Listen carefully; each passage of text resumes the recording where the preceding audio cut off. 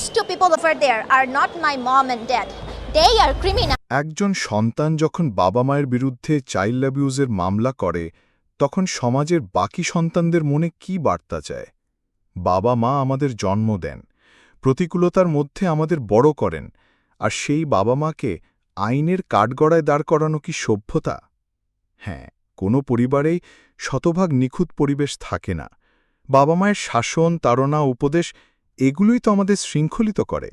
বাবা মায়ের ছোট ভুল বা শাসনের নামে অবিচার হতেই পারে, কিন্তু সেজন্য আইনের পথে গিয়ে দেশের সমাজ ও পারিবারিক বন্ধনকে ভেঙে ফেলার কি দরকার?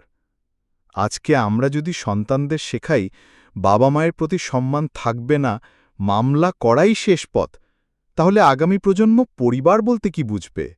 পারিবারিক শিক্ষা, ভালোবাসা ও সহনশীলতা যদি ধ্বংস হয় তাহলে সমাজের ভিত্তি কোথায় দাঁড়াবে?